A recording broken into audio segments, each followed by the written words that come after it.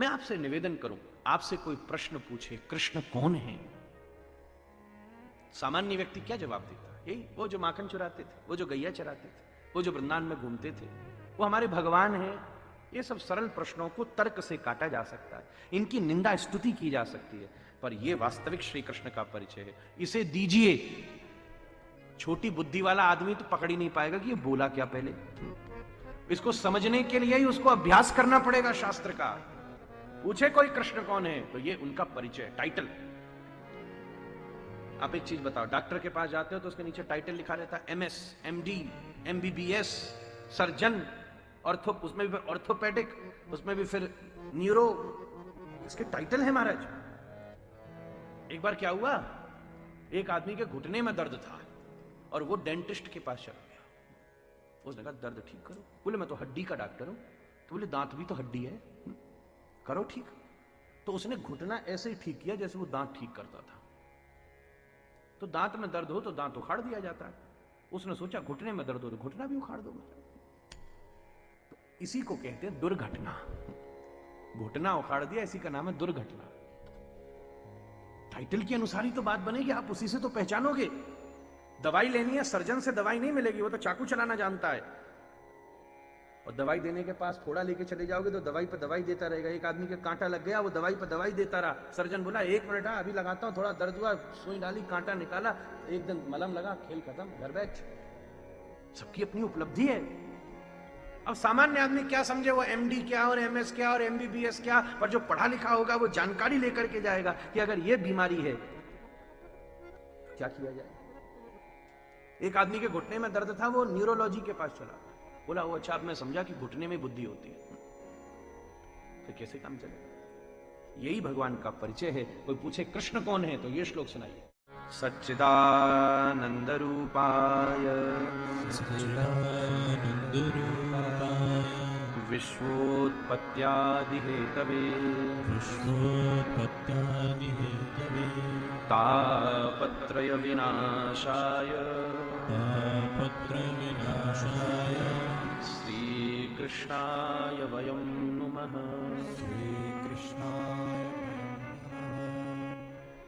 सच्चिदानंद रूपाय, कृष्ण किसे कहते हैं?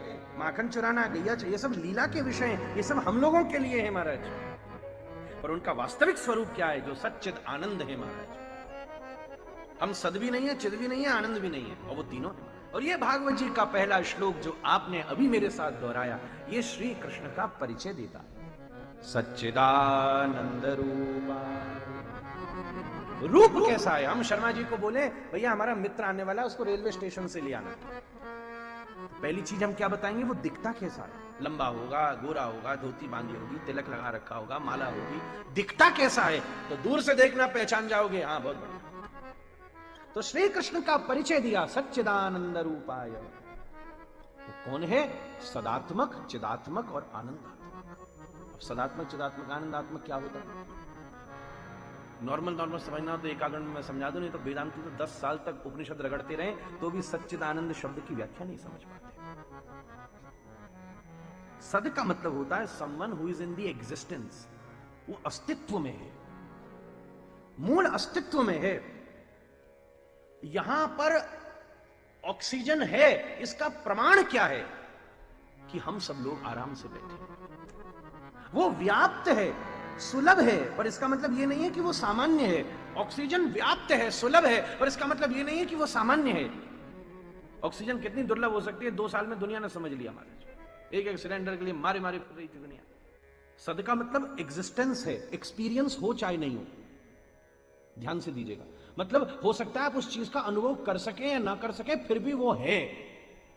जैसे ये कान एक ध्वनि से ऊपर की भी नहीं सुन सकता और एक ध्वनि से नीचे की भी नहीं सुन सकता, पर इसका मतलब यह नहीं होता कि उसने नीचे बोलना कुछ होता ही नहीं है।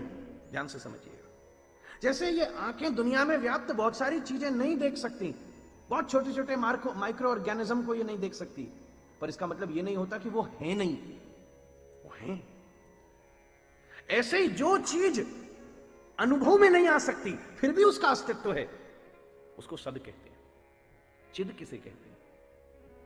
अगर कोई साधन किया जाए जब उस चिद में कोई सद जुड़ जाए तो वो अनुभव में आ जाती है। जरा वेदांत की परिभाषा है, पर मैं सरल कहूंगा। जैसे ये माइक खुद कुछ नहीं बोलते, पर इनमें कोई बोले तो ये आप तक बात सुना देते। आप बोलो हमने कथा कहां से सुनी? माइक से सुनी। तो माइक ने तो नहीं सुनाई, इसमें कोई व्यक्ति बोला, उस माध्यम से आपने सुना।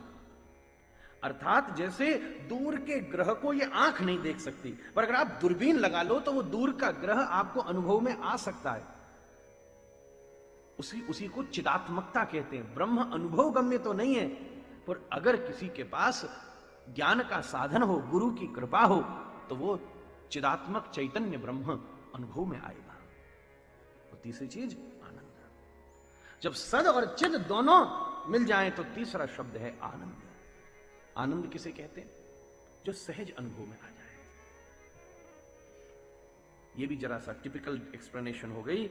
सरल सरल बात तो ये कही गई है, हाथ में वंशी, मोर का पंख और टेढ़ी टांग, यही भगवान का स्वरूप है। आनंद श्री कृष्ण का स्वरूप है। रूप और स्वरूप में अंतर होता है। रूप तो मोर पंख धारण करके कोई बच्चा भी बन सकता है, पर स्वरूप पाना कठिन है। फिर भी वल्लभाचार्य जी कहते हैं ये सच्चिद आनंद मोर पंख वंशी और टेढ़ी टांग ही है, जो धारण कर ले उसमें भगवान का रूप दिखेगा। उसी मूर्ति को धनुष पहना दो तो राम दिखेंगे, वंशी धरा दो तो कृष्ण दिखेंगे। जाकी रही भावना जैसी, प्रभु मूरत देखी तिह तैसी। विश्वोत्पत्त्यादि हेतवे, जो इस विश्व की उत्पत्ति, पालन और संहार के कारण है। ये हमारा फंडामेंटल है, आधार है महाराज। आप किसी मुसलमान से पूछिए कि खुदा कौन है, तो वो आपको सैद्धांतिक परिभाषा देगा कुरान से, इधर उधर नहीं जाएगा।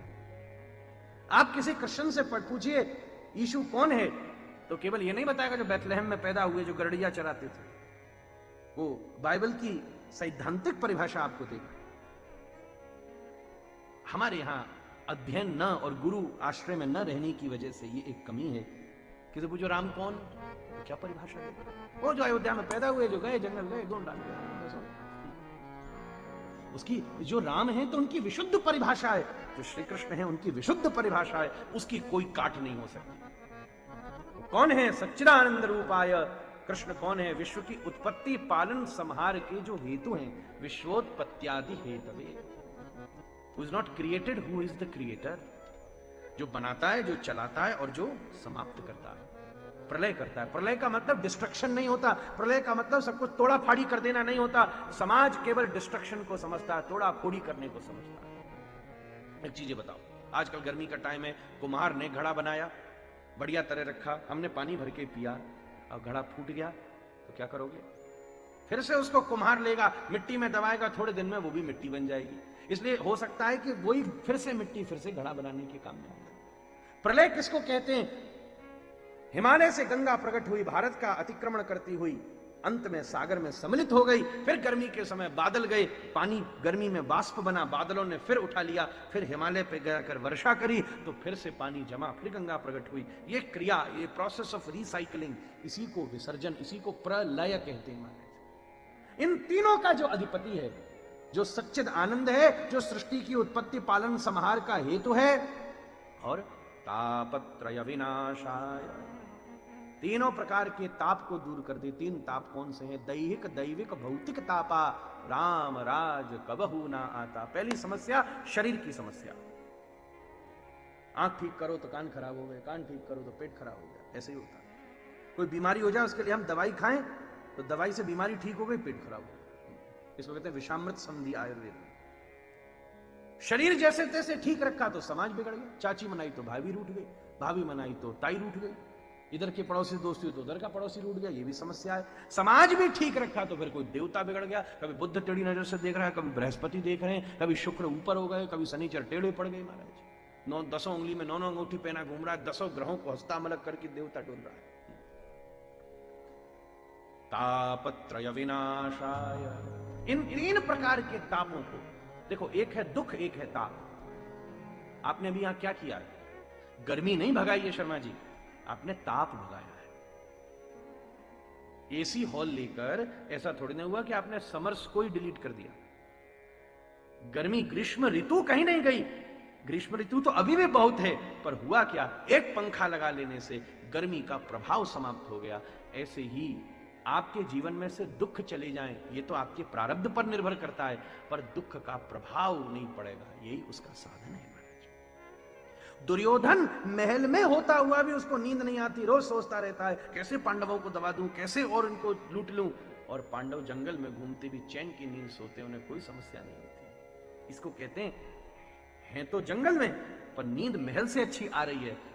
गर्मी तो वैसी ही है, पर पंखा लगने से गर्मी भाग गई। सर्दी तो वैसी ही है, पर आग जलाने से उसका शीतता समाप्त हो गई।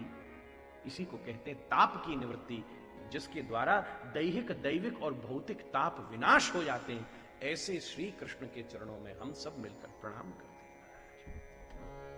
ये इंट्रोडक्शन है, परिचय है महाराज। सुखदेव जी ने पहले श्लोक में परिचय दिया, जो जगत का सृष्टि करता, पालन करता, संहार करता है, जो सच्चिद आनंद स्वरूप है और जो दैहिक, दैविक, भौतिक ताप को विनाश करे, ऐसे श्री कृष्ण को हम प्रणाम करते हैं। ये भगवान का परिचय है।